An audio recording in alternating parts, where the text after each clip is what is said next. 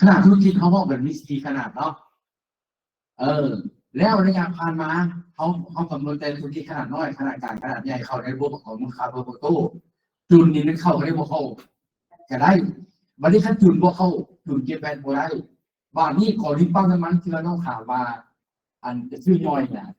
อันนี้ขั้นเป็นจุนนะเขาจะวนเก็บแบนบ่ได้ไหนขั้นเก็บแบนบ่ได้ครับแต่เก็บในเขาบ่ออกบินแบนให้พวกเจ้าได้แล้วเป็นออกบินอยู่เพื่ออยากช่วยพวกน้องเบิ่งผ่านมานี้อันนั้นในกรณีที่ว่าชื่อบางนี้ก่อนนี้พวกน้องไปซื้อสแตนด์บักใหญ่เนาะซื้อสแตนด์บักใหญ่กับอันนะกับบริษัทที่นำเข้าเนาะหรือว่าขายคอร์ดหนึ่งขายคอร์ดสองเนาะแล้วมันมีศาสตร์คอร์ดเด้นำเข้าและจำหน่ายสองมาซื้อภายในขายภายในสามมานี่เป็นปั๊มย่อยเนาะแล้วเวลาพวกน้องซื้อมาเป็นสแตนด์บักใหญ่นี่อันพวกสแตนด์บักใหญ่นี่มันจะมีหนึ่งมาเป็นรถเมล์เนาะบริษัทรถเมล์มีไหนเพราะอย่างน้ำมันเชื้อไฟเป็นวัตถุดิบในการขับเคลื่อนนะครับธุรกิจเจ้าสองบรรดาบริษัทขนส่งพันเนาะพวกที่จะมีสแตนด์เมื่ออาจารย์ผู้ร่วมของน้ำมันยนต์น้ำมันยนต์มันไปใช้รถบัวได้เพราะฉะนั้นในเวลาพวกน้องซื้อเป็นรถหลายซื้อเป็นสแตนด์แท็กซี่นะเราจะไปคิดเงินจากผมมันขับรถถือต้องเนาะถือต้องเมื่อโดยหลักการแล้วน้องสามารถเอาลงเป็นรายจ่ายลงเป็นส่วนเข้าผ่านลงได้ถ้าติดพันเนาะแต่น้องต้องเข้าใจว่าน้ำมันที่น้องซื้อไปหันนะน้องได้เบิกจ่ายให้พนักงานบอคันเบิกจ่ายพนักงานอันนี้ครับบ่ได้ไหนถ้าว่าน้องไปสงสัยทั่วไปต่างๆจะซีนติดพันกับกันเนี่ยมันธุรกิจเนี่ยที่เขาให้ครับแต่ว่าอันนี้เด้ออันน่ะผมอยู่ทางด้านวัตถุให้แก่นะพนักงานเด้อให้แก่กลุ่มในต่างเด้อหรือว่าเป็นบริจาคต่างๆอันนี้บ่ได้ครับบ่ได้เพราะฉะนั้นอันนี้พวกเราต้องมีหน้าที่เฮ็ดเองถ้าว่าพวกเราบ่ชัดเจนเขาจะบ่ให้ครับเลยทุกอย่างที่ระบบหมายพวกน้องเป็นคนเฮ็ดชัดเจนเอาเดี๋ยวนี้เขาซื้อน้ำมันเข้ามาล้านลิตรบาทหลายพูดเอา10,000 ลิตรใน10,000 ลิตรตัวนี้ข่อยจ่ายเข้าในกระบวนการเรียกการข่อยคอนี่เด้อข่อยจ่ายให้ครับพอเป็นเงินเป็นผลประโยชน์ให้แก่พนักงานเดี๋ยวนี้จะลิตรแล้วมันชัดเจนด้วยนะครับจะให้เขาจะจ่ายสปอร์ตตัวที่พันกับตัวที่ทำตัวที่พันกับบุคคลเขาจะบอกให้ครับเขาจะให้ลงเป็นรายได้แทนแต่เขาจะเอาของมูลค่าเพิ่มกับค่าน้ำมันน่ะบวกเป็นรายได้ของผู้นั้นผู้น้องต้องไปคิดรายของรายได้จากเงินเดือนของผู้นั้นเอง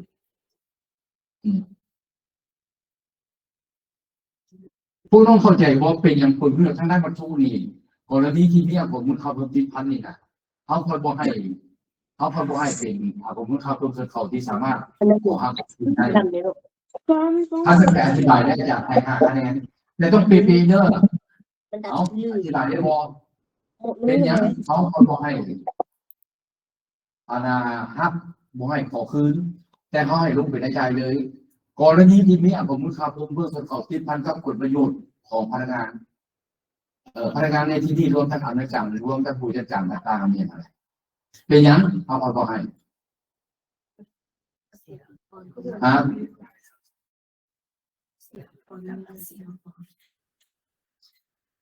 มันเคยมีรุ่นผ่านมาอาจารย์ขอความชัดเจนดื่มเนาะมันมีรุ่นผ่านมาเนาะเขาเจ้าบอกว่าอาจารย์เป็นอย่างพวกต้องคอยได้พวกต้องมาแบกหน้าก่อนได้อีกทั้งที่น้ำมันตัวนี้เสียของมูลค่าเพิ่มไปแล้วเนาะคือยกตัวอย่างว่าสมชัยซะเนาะเราได้เงินเดือนจากไฟฟ้าเรา10 ล้านแล้วเดี๋ยวนี้เราจะได้รับค่าโทรศัพท์อีก11 ล้าน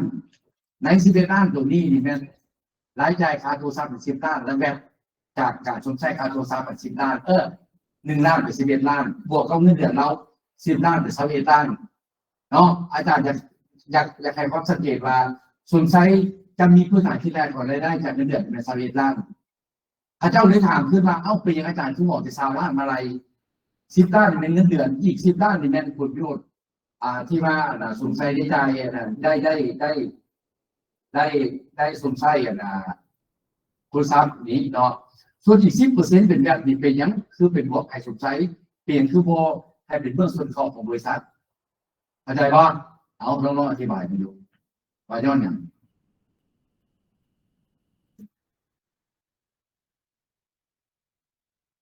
ต่อไปซะเนาะ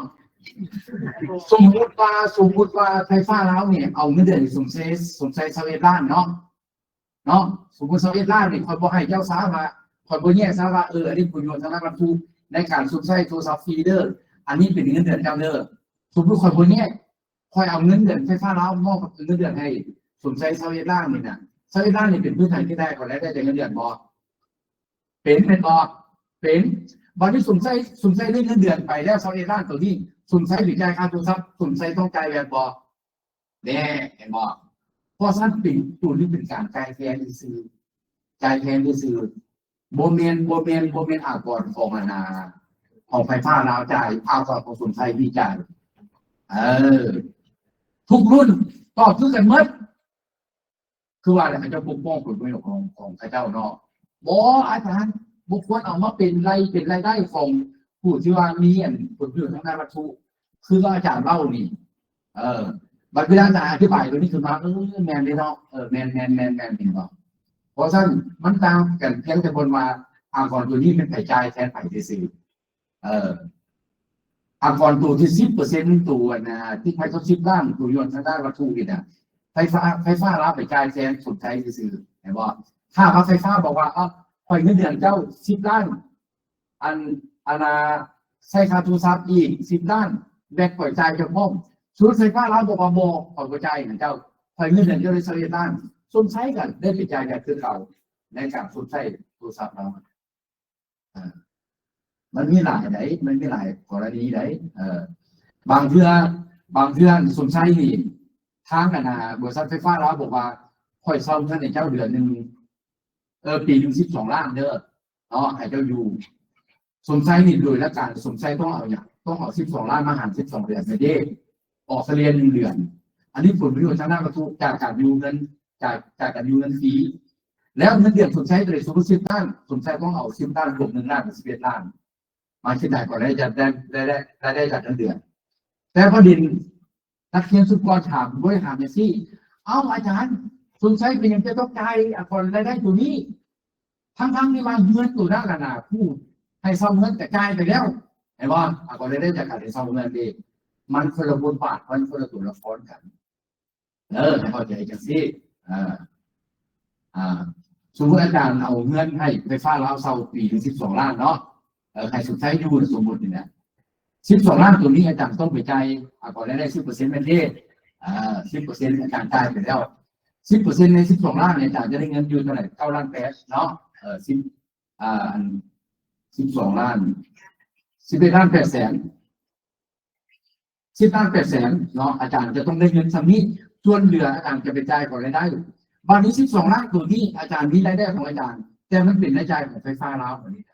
ไฟฟ้าลาวนี่รายจ่ายตัวนี้ปุ๊บเป้าหมายรายจ่ายตัวนี้ที่ทางสบายที่ทางกับบุคคลแสดงว่าบุคคลผู้นั้นมีผู้อยู่ทางวัตถุต้องได้แบ่งหารเฉลี่ยต่อปีเนาะหารต่อปีก็แล้วกันเป็นบวกของรายได้ของส่วนใช้ตัวเดือนเพื่อคิดได้ของรายได้จากเงินเดือนเพราะฉะนั้นมัน2 บทบาทก็คืออาจารย์มีรายได้จากการซ่อมเงินส่วนใช้มีรายได้จากการรายได้จากเงินเดือนเห็นบอกเพราะฉะนั้นการคิดรายตัวนี้ดีมันคนละภาคส่วนกันหลายคนบอกว่ามันซ้ำซ้อนความจริงมันบ่ซ้ำซ้อนเนาะอันนี้อันนึงที่ว่ามันซ้ำซ้อนแมนก่อนซุ่มไส้ซ้ำซ้อนแท้เนาะอาจารย์ยกตัวอย่างมาสมมติเบียร์เนาะเบียร์ที่ผลิตภายในประเทศจากโรงงานเบียร์เรานี่เก็บก่อนซุ่มไส้บอกเก็บไหนเนาะเบียร์ตัวนี้นำเข้าสินค้าจากต่างประเทศก็ตามเจ้าหน้าที่ภาษีเก็บก่อนซุ่มไส้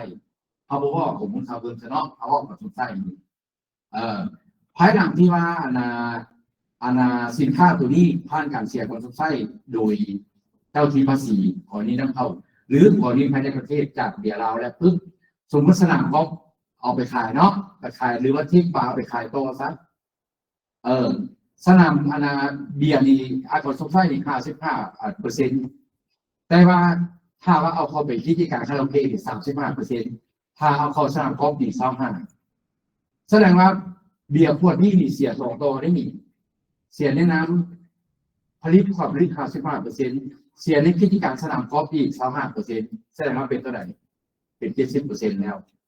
แต่บอกมันจะซับซ้อนกัน แต่ว่าเขาเบิ่งในแง่หนึงกับบ่ซับซ้อนเป็นอย่างค่อยว่ากันสั้น55%เขาเก็บจากพอร์ตผลิตแต่ว่า25%เก็บจากพอร์ตแผนกวิชาชีพพอร์ตบริการเห็นบอกมันจะบ่ซับซ้อนกันมันจะบ่คือแบบที่เจ้าซื้อเจ้าสินำเข้าก็ตามร้านสินค้าที่จะนำเข้าถ้าเจ้าไปขายโดยวงหรือว่าถ้าเจ้าไปเก็บวัตถุดิบวัตถุประกอบเอาเข้าประกอบเขาในไปกิจการบริการต่างๆนี่พอเจ้าเก็บแวดที่นี่แสดงว่าแวดทั้งแวดมันหักลบกันโอโต้เลยแต่ก่อนสงสัยนี่จะบ่มีกันนะถือว่าทุกคนต้องลงอยู่ในใจเป็นต้นทุนเลย โดยพวกให้ไปจ่ายผู้สงสัยเป็นคนจ่ายแสดงว่าคนที่ไปกินเหล้ากินเบียร์อยู่ในสนามกอล์ฟเนี่ยนะละใจก่อนสงสัย2 ต่อพอผลิตจากเรากระจายพอร์ตมาตีรวมกับกระจายอีกจ่าย2 เทื่อย้อนอย่างผู้บอกกิจการสนามกอล์ฟเป็นกิจการฟุ่มเฟือยคนตีราคาว่ามีพวกเศรษฐีไปตีทั้งเศรษฐีไปตีเศรษฐีต้องจ่ายจุดนี้คือเบียร์คือเทคคือบาทจะคือกันเนาะเป็นวอนอากุศลเป็นวอนอากุศลอาโคจรอาโคจรนะเพิ่นพยายามสร้างอากรขึ้นสูงๆเพื่ออย่างเพื่อบ่อยคนเข้าไปนะครับเข้าไปนั่นเสียอย่างบอดชื่อบอลอยากสู้เสียงเนี้ยสมานำอ๋อมีเสียอาจารย์หมอหนึ่งเรื่องเราลีเนี้ยนะเก่งระดับหนึ่งแล้วเขาไปเทคเราไปเบิ่งรถทั้งหนีที่ได้แล้วก็ไปนั่งไหนอาจจะบอกเขาจริงเด้อวองซัมนี่นะอาจารย์เป็นเงินแล้วรอดได้ไปอย่างไรมาเบิ่งก่อนจะรับหนีแล้วมาเบิ่งมันโบได้เป็นไปโบได้นะแต่ว่าคนเราเนาะเรารอดได้ไอ้บอกอันนี้เทคมานี่จะคอยเกิดผลเสียหายก็คนได้เนาะกินเหล้าเข้าไปนั่งยืดเทคเข้าไปปุ๊บบุญเมียมานำเมียนำผัวน้ำเมียตีกันฆ่ากันอยู่ภายในเทคกับคอมเมนต์กันก็ออกมาเป็นยิ่งกระต่ายในบ่อเพราะฉะนั้นแรงแบบนี้ดีให้พวกเราเข้าใจรถว่าต้นทุนนี่มันต่ำแต่ว่าอากรมันสูงคือเบียร์เราขวดนึง2,000 กีบเลยนะอากรเอาไปได้13,000อากรสงสัย55%อากรมันค่าเพิ่ม10%เป็น13,000ละเบียร์ขวดนึง2,000แสดงว่าต้นทุนเบียร์แท้ๆขวดนึงไม่ได้เข้าทันทีพอสั่งกินต้องไปห้ามเข้าเด้อห้ามเข้าก็ต้องพอคันโบกินคันโบยากแล้วคันโบต้องกินบอกปูร่วนมันเนี่ยผลสงสัยแบบนี้นะเอาไปมีอย่างถามเพื่อนบอคันโบมีอย่างถามอาจารย์ค่ะขอบใจอีกทีเนาะวันนี้เป็นอาทิตย์ที่3เนาะคนกินเป็นอาทิตย์ที่4แล้วเนื่องจากอาจารย์ไผ่แดงกับพี่ได้มาอวยพรบรรดาท่านมือแรงนี่ตามการเสนอของพระพรเนาะ